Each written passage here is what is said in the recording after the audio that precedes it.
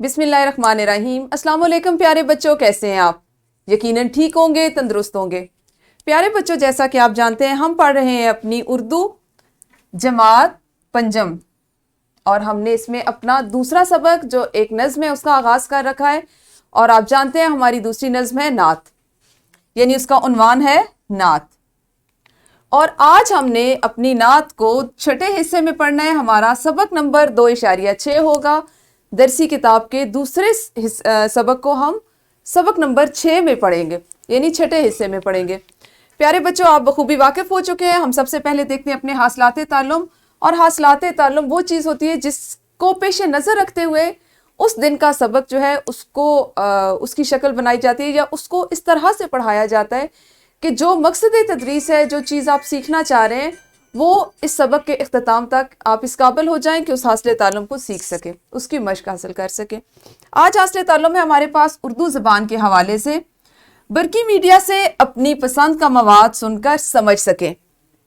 پیارے بچوں، اگر آپ اس کو ابھی آج کے سبق سے منسلک کریں تو برقی میڈیا سے آپ کو اندازہ ہوگا کہ ہم آج برقی میڈیا کے حوالے سے اپنے سبق میں اس کو کس طرح سے شامل کر سکتے ہیں۔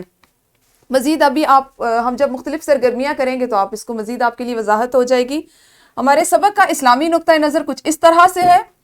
ابو مسعود رضی اللہ تعالیٰ عنہ نے بیان کیا کہ رسول اللہ صلی اللہ علیہ وآلہ وسلم نے فرمایا کہ جس نے سورہ بقرہ کی آخری 2 آیتیں رات میں پڑھ لیں وہ اسے ہر آفت سے بچانے کے لیے کافی ہو جائیں گی۔ صحیح بخاری سے یہ ایک حدیث لی گئی ہے۔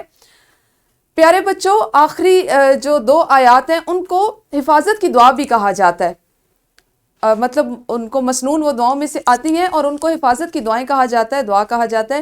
اگر آپ ہر رات سونے سے قبل ان دونوں آیات کی تلاوت کر لیں اور آیت الکرسی پڑھ لیں تو کوئی بھی ایسی شیطانی چیز، شیطانی وسوسے وہ آپ کے قریب نہیں آتے، اور اللہ تعالیٰ آپ اللہ تعالیٰ کی خاص قسم کی حفاظت اور اس کے امان میں ہوتے ہیں۔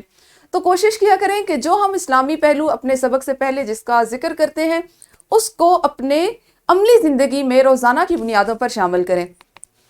پیارے بچوں، ہم پہلے کریں گے دہرائی، اور دہرائی آپ جانتے ہیں ہم اپنے گزشتہ سیکھے جانے والے جو حاصلات تعلم ہوتے ہیں ان کی کرتے ہیں۔ آپ کے پاس میں نے ایک اور حمد لکھی ہے، خدایا اول و آخر بھی تو ہے، خدایا باطن و ظاہر بھی تو ہے، وہ اول تو کہ ہے آخر سے آخر، وہ آخر تو کہ ہے اول سے فاخر، نہیں اول کو آخر سے جدائی، ورائے عقل سے ہے تیری خدائی، زمین و آسمان کا نور ہے تو، مگر خود ناظر و منظور ہے تو، مسلم ہے تجھی کو حکمرانی، کہ تیری سلطنت ہے جاویدانی۔ اللہ تعالیٰ کی حمد و ثنا بیان کرتے ہوئے، اس کی تعریف بیان کرتے ہوئے ایک اور حمد کا انتخاب کیا گیا ہے۔ مقصد صرف یہ ہے کہ آپ نے چونکہ اب تک اشعار کو نثر میں تبدیل کرنا اور ان کا مفہوم لکھنا، اس کو بیان کرنا سیکھا ہے، تو دہرائی ہم اسی ذیل میں کرتے ہیں کہ یہ حمد جو آپ کی کتاب میں موجود نہیں ہے، اضافی طور پر شامل کی گئی ہے، اس پر آپ مشق کریں، یعنی ان تمام اشعار کو ایک ایک کر کے ایک بچہ ایک شعر لے، دوسرا بچہ دوسرا لے، جس طرح آپ کی معلمہ آپ کو تفویض کرتی ہیں، ان اشعار کو نثر میں تبدیل کیجئے۔ تو ویڈیو کو روکیے اور جلدی سے ہم کے ان تمام اشعار کو ایک ایک کر کے نثر میں بدلیں۔ جی یقیناً آپ لوگوں نے اشعار کو نثر میں بدلنے کی دہرائی کر لی ہوگی، سرگرمی کو آپ نے سر انجام دے لیا ہوگا۔ قبل از پڑھائی یعنی پڑھنے سے پہلے میں آپ کو پیارے بچوں چند تصاویر دکھاؤں گی، اور آپ نے ان تصاویر کو پہچاننا ہے، مجھے بتانا ہے کہ ان کی وجہ شہرت کیا ہے۔ جیسے یہ سب سے پہلی تصویر ہے، آپ ان کو دیکھیں، ان کا نام ہے قاری وحید ظفر۔ اسی طرح سے یہ ایک اور تصویر ہے، آپ بخوبی آپ میں سے بہت سے بچے اور یقیناً سارے بچے ان سے واقف ہوں گے، یہ ہے صدیق اسماعیل۔ یہ تصویر ہے مظفر وارسی کی، ہو سکتا ہے آپ ان کے نام سے واقف ہوں، اور ان کی جو پہچان ہے، جو جس کی وجہ سے یہ جانے پہچانے جاتے ہیں، وہ آپ کو بھی میں مزید آگے جا کے بتاتی ہوں، ٹھیک ہے؟ اور ان سے تو ہم سب واقف ہیں، سب چھوٹے بڑے بچے، ان کی پہچان جو ہے وہ مختلف چیزیں ہیں۔ یہ ہیں جنید جمشید مرحوم، اور یہ ہیں ام حبیبہ۔ اب کیا آپ مجھے بتا سکتے ہیں کہ یہ تمام تصاویر آپ کو کیا چیز ظاہر کر رہی ہیں، یا ان کی پہچان کیا ہے؟ آپ کی آسانی کے لیے میں آپ کو ایک بات بتاتی چلوں کہ ان تمام تصاویر کی جو پہچان ہے، جو ان اشخاص کی، ان شخصیات کی جو پہچان ہے، وہ ایک ہی بات ہے، یعنی ایک ہی وہ دائرہ ہے جس پر ان سب کی پہچان ہے، جس کی وجہ سے یہ پہچانے جاتے ہیں. تو کیا آپ مجھے بتا سکتے ہیں کہ ان میں سے کسی کی پہچان کیا ہے؟ یقیناً آپ کو جنید جمشید، قاری وحید ظفر اور ان کو دیکھ کے پہچان ہوگی ام حبیبہ کو، کہ ان کی پہچان، ان کی وجہ شہرت جو ہے وہ نعت خوانی ہے، ان کی نعتیں پڑھنا ہے. یقیناً آپ نے ان تمام حضرات اور ان خاتون کی نعتیں ضرور سنی ہوں گی، ٹیلی ویژن پر سنی ہوں گی، مختلف جو پروگرام آتے ہیں اسلامی، ان کے حوالے سے ان کی نعتیں بڑی مشہور ہیں. آپ نے کمپیوٹر پہ سنی ہوں گی، ہو سکتا ہے آپ نے ریڈیو پہ بھی سنی ہوں. تو یہ وہ تمام نعت خواں حضرات ہیں اور یہ خاتون کہ جنہوں نے نبی اکرم صلی اللہ علیہ وآلہ وصحبہ وسلم کی مدح و ثنا بیان کرتے ہوئے آپ صلی اللہ علیہ وآلہ وصحبہ وسلم کی شان میں اپنی محبت و عقیدت کا اظہار نعت کے ذریعے کیا. میں نے آپ کو ابتدا میں بتایا تھا جب ہم حمد پڑھ رہے تھے کہ اللہ تعالیٰ سے، اس کے نبی صلی اللہ علیہ وآلہ وصحبہ وسلم سے محبت کے اظہار کے کئی طریقے ہیں، بلکہ بے شمار طریقے ہیں. ہر کوئی اپنا ایک طریقہ اپناتا ہے اور اس سے اپنی محبت کا اظہار کرتا ہے. یہ جو اشخاص، جو شخصیات آپ نے دیکھی، انہوں نے آپ صلی اللہ علیہ وآلہ وصحبہ وسلم سے محبت کے لیے نعت خوانی کو اپنا طریقہ اپنایا. تو آج ہم چونکہ برقی میڈیا کے حوالے سے بات کر رہے ہیں، برقی میڈیا سے آپ مواد سنیں اور اپنی پسند کا اظہار کریں، اس کو سمجھ سکیں. مقصد تدریس یہی ہے. یہ تمام شخصیات، یہ تمام لوگ وہ ہیں جن کو آپ نے برقی میڈیا پہ، جیسے میں نے آپ کو بتایا کہ ٹیلی ویژن پر یا کمپیوٹر پر ان کی نعتیں سنی ہوں گی، ان کو دیکھا ہوگا. اب آپ اسی کو ذہن میں رکھتے ہوئے ایک انفرادی سرگرمی کریں گے. سرگرمی کچھ اس طرح سے کہ آپ نے برقی میڈیا پر سے کوئی نعت یا کوئی ہم جو سنی ہو، جو سن رکھی ہو. ویسے تو آپ نے جیسے اب تصاویر دیکھی تو یقیناً ان سب کی نعتیں، ان سب کی ہم جو ہیں آپ نے سنی ہوں گی. ہو سکتا ہے آپ کو کسی نعت کا کوئی شعر، جیسے جنید جمشید کی بہت سی نعتیں ایسی ہیں جو بہت سے بچوں کو یاد ہیں. اسی طرح قاری وحید ظفر کی ایک نعت تو ایسی جو زبان زد خاص و عام ہے کہ وہ ہر خاص و عام چھوٹے بڑے کو یاد ہوتی ہے.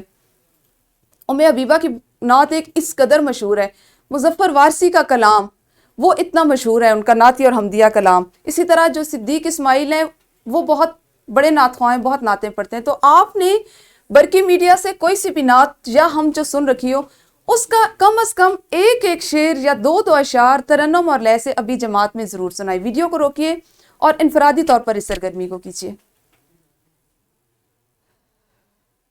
یقیناً آپ لوگوں نے یہ انفرادی سرگرمی کر لی ہوگی. اب ہم کریں گے ایک گروہی سرگرمی. گروہی سرگرمی کچھ اس طرح سے ہے کہ آپ نے 3، 4 یا 5 جتنی آپ کی جماعت کی تعداد ہے اس کی مناسبت سے، اس کی مطابقت سے آپ نے گروہ میں کام کرنا ہے. کام اس طرح ہے کہ جن نعت خوانوں کی ابھی آپ نے تصاویر دیکھی، نام میں نے آپ کو بتا دے، ان کی وجہ شہرت میں نے آپ کو بتا دی.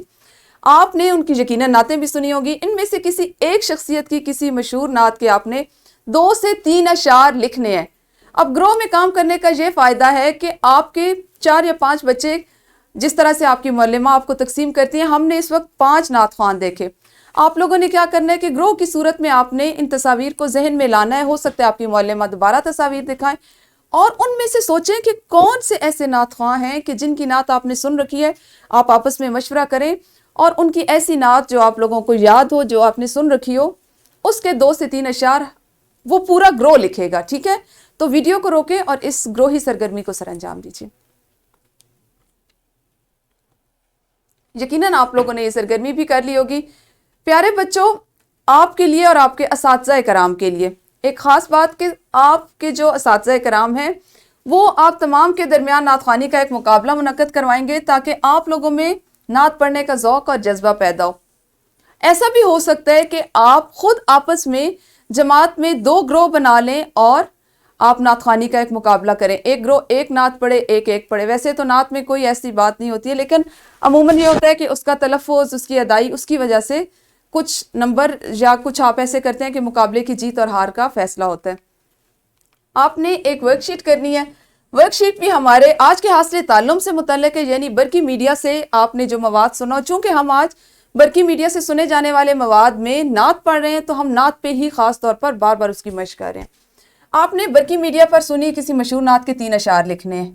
ٹھیک ہے؟ اب آپ کوشش کیجئے کہ جو اشعار ابھی آپ نے گروہی سرگرمی میں لکھے ہیں ان سے ہٹ کر کسی اور نعت کے اشعار لکھیں، اور اس نعت کا جو شعر آپ کو سب سے زیادہ پسند ہو اس کا مفہوم بھی لکھیں. کیونکہ گزشتہ دنوں میں ہم نے نظم کو نثر میں تبدیل کرنا اور اس کے ساتھ آپ نے اشعار کا مفہوم لکھنا بھی سیکھا ہے، تو اس سے آپ کی اس کی بھی مشق ہو جائے گی، دوبارہ دہرائی بھی ہو جائے گی، تو انشاءاللہ اس طرح آپ وہ تمام حاصلات تعلم جو اس سبق میں اور اس سے قبل جو سبق ہم نے پڑھا تھا اس میں سیکھ چکے ہیں، ان کی آپ مشق بھی کرتے رہیں گے یہ۔ اور اس کے بعد آپ کے پاس گھر کا کام میں ہے کہ کوئی مشہور اور اپنی پسندیدہ نعت زبانی یاد کر کے آئیں اور جماعت میں سنائیں۔ اب یاد کرنے کا سب سے بہترین اور آسان طریقہ وہی ہے کہ آپ اس کو بھی برقی میڈیا سے یاد کر سکتے ہیں، ٹھیک ہے؟